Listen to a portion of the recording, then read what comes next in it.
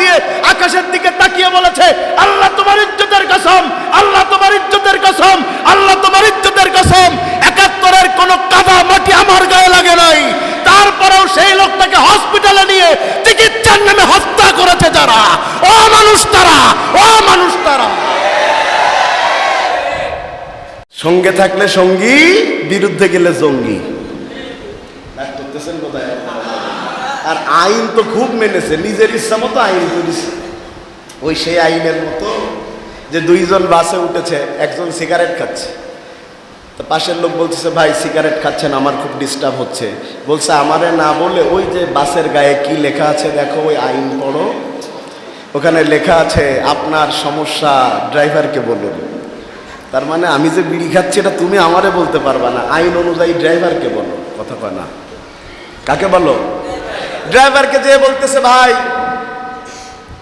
একজন সিগারেট খাচ্ছে, কি করা উচিত? উনি আরেকটা আইন দেখায় দিয়েছে যে ড্রাইভার যখন গাড়ি চালায় তখন তার সাথে কথা বলা নিষেধ। কথা বুঝেন নাই বোধহয়।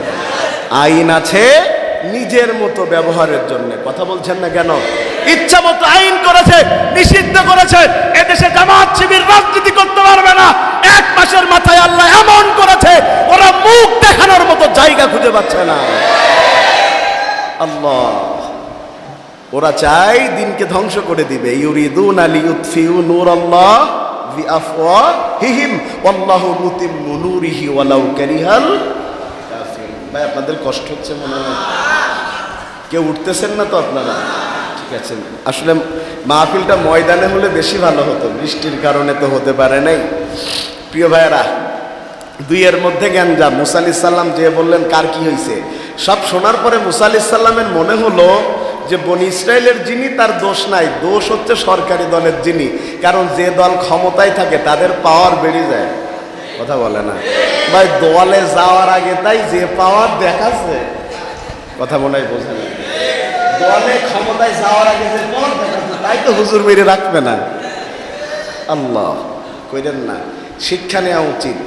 যারা পিছনের দিকে শিক্ষা নেয় না তাদের সামনে আরো বড় ক্ষতির সম্মুখীন হতে হবে। দুইজনের মধ্যে গ্যাঞ্জাম। মুসা আলাইহিস সালাতু ওয়াস সালাম এবার কিপ্তি সম্প্রদায়ের যিনি, তাকে ধমক দিতে গিয়েছেন। যেহেতু সরকারি দল করে গা গরম, মুসারে বলতেছে গায়ে হাত দিয়ে দেখ। বোঝেন নাই বোধহয়। এখন মুসা আলাইহিস সালাম তো নুরুল হাসানের মতন হুজুর না, ইনামুল হাসানের মতন হুজুর না, মারামারি দেখবি ঘরে দৌড় বলবে মানির মান আল্লাহ বাসায়। কথা বলেন, আমাদের মতো হুজুর তো না। মুসা আলাইহিস সালাম হচ্ছে কি বললে, সিরিজ আমারে বলে একটু কোন রকম চর দিয়ে একটু বুঝাই গেছে যে আমি কিডা। সে চর বেকায়দা হয়ে মাল কায়থিয়ে ফুলে দিয়ে কথা কয় না কা।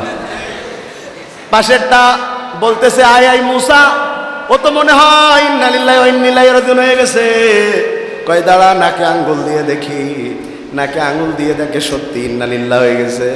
বলতেছে মুসা তোমার কোনো চিন্তা নাই, 3 জন ছাড়া কেউ ছিলাম না, একজন তো মরে গেছে, গেছে গেছে আল্লাহ ভালো করছে যাকা। এখন তুমি আর আমি আছি, যেহেতু তুমি আমার জন্য তারে মেরেছো, আমি তো এ কথা কারোর সাথে বলবো না, নিশ্চিন্তে বাড়ি চলে যাও। কিন্তু মুসা আলাইহিস সালাতু ওয়াস সালামের মন ভালো লাগে না। মুসা আলাইহিস সালাতু ওয়াস সালাম এবার অনুশোচনায় ভুগতেছে। এক পর্যায়ে তিনি বলছেন ক্বালা হাযা মিন আমালিশ শাইতান, এই কাজ যেটা আমি করেছি এটা মূলত শয়তান করেছে। আমি যখন আস্তে করে তাকে থাপ্পড় মেরেছি, অদৃশ্যভাবে শয়তান তাকে থাপ্পড় মেরে মেরে ফেলেছে, যাতে করে মুসা আর ফেরাউনের মধ্যে একটা দূরত্ব তৈরি হয়। তার মানে শয়তান সব সময় 2 দলের মধ্যে মারামারি লাগায়া, কথা কয় না, এখনো কিন্তু শয়তান বসে আছে 2 দলের মধ্যে লাগানোর জন্য খুব কায়দা করে বসে দিয়েছে।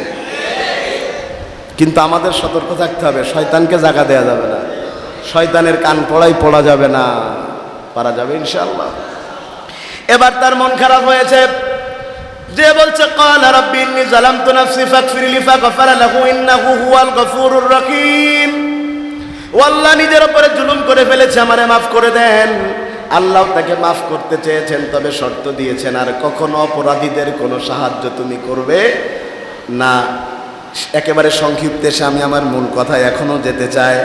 পরের দিন মুসা আলাইহিস সালাম আবারও বাজারে এসেছেন, যেহেতু বাজারের দায়িত্ব তার, আর উনি যে লোক মেরে ফেলেছেন এটা তো কেউ জানে না। সারা দেশের লোক বলছে মারলো কারা, তা আমাদের দেশে হলে চোখ বন্ধ করে বলতো জামাত শিবির করেছে।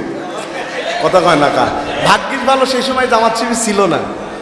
কথা কয় না কা, যাক ভাগ্য ভালো মুসা আলাইহিস সালামের, যিনি জামাত ইসলামও করতো না, আল্লাহ উনি ইসলামী আন্দোলনই করতেন। আলহামদুলিল্লাহ, আদম আলাইহিস সালাম থেকে এখনো পর্যন্ত ইসলামী আন্দোলনের রশি এক জায়গায়। সুবহানাল্লাহ। পরের দিন তিনি বাজারে গেলেন, যাওয়ার পরে দেখলেন ওই লোকটা আজকেও জ্ঞানদাম করতেছে। কোন লোকটা? ওই দুইটার মধ্যে যেটা বেঁচে আছে মুসার দলের লোক। ফাসবাহা ফিল মাদিনাতি খাইফা ইয়াতারাক্কাবু ফাইযা আল্লাযী ইসতানসারাহু বিল আমস। যে দেখতেছে আজকেও সে জ্ঞানদাম করতেছে, আজকে আবার মুসারে দেখে আনন্দের সাথে যে বলতেছে মুসা আমার আবার মারছে। মুসা আলাইহিস সালাম বলতেছে আমি একটা ব্যাপার বুঝলাম না, তোমারই খালি মারে কেন? তাইলে মনে হয় দোষ তোমার একটু আছে। যেই না বলেছে দোষ তোমার একটু আছে, এর তো জানের মধ্যে 1.5 টাকা পাস শিখে 1.5 টাকা পাস শিখে। কারণ গতকাল ওইটার শাসন করতে গিয়ে তাই থাপ্পড় মেরে পড়ে গেছে, আর আমার দোষ তো বুঝে ফেলিস, তাহলে আমার তো ক্রস ফায়ার দিয়ে মারবে। কথা বলে না কেন? লোকটা যখন বুঝতে পেরেছে মুসা বলছে, ক্বালা লাহু মুসা ইন্নাকা লাগাবিযুম মুবিন, আমি তো বুঝতে পারছি তুমি 1 নম্বরের কালফিট, অন্যায় করেছে তুমি, আমি বুঝতে পারি নাই। লোকটা এবার মরার ভয়ে বলছে, ফালাম্মান আরাদা আইয়াবতিশা বিল্লাযী হুয়া আদুউল লাহুমা ক্বালা ইয়া মুসা তুরিদু আন তাকতুলানি কামা কাতালতা নাফসাম বিল আমস।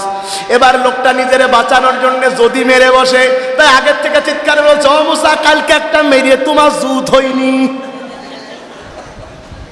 কালকে একটা মারিসা তোমার জুত হয়নি, মানে এই কথা বললেই তো লোকে এগিয়ে আসবে। আর বলেছে ফেরাউনের দলের লোক, তাইলে তো সাথে সাথে গ্রেফতার করে নিয়ে যাবে। তার মানে হুজুর আটার বুদ্ধি দেখেছেন? কথা কয় না কা ভাই, গত 16 বছরের সাথে কি মেলছে? সব শয়তানের সিটারই এক।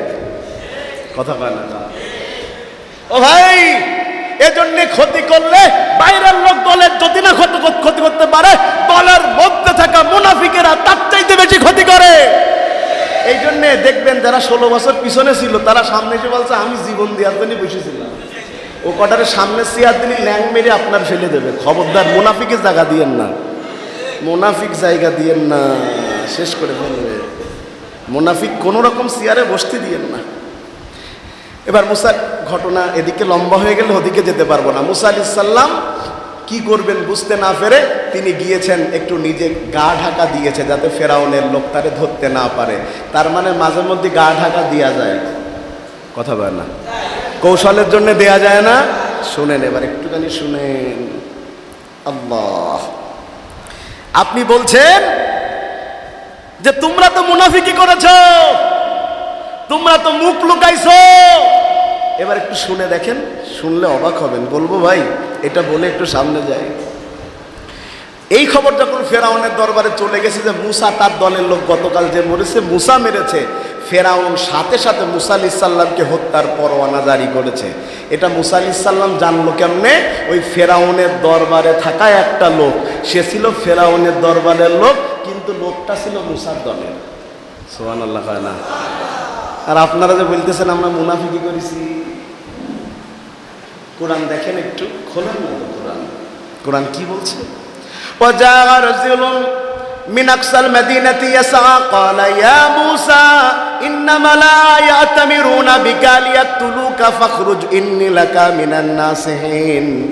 এবার শহরের এক প্রান্ত থেকে একজন লোক ছুটে এসে বলল, মুসা নিশ্চয় তোমাকে ফেরাউনের লোকেরা হত্যার পরামর্শ করেছে, তাই তুমি বেরিয়ে যাও, নিশ্চয় আমি তোমার কল্যাণকামী।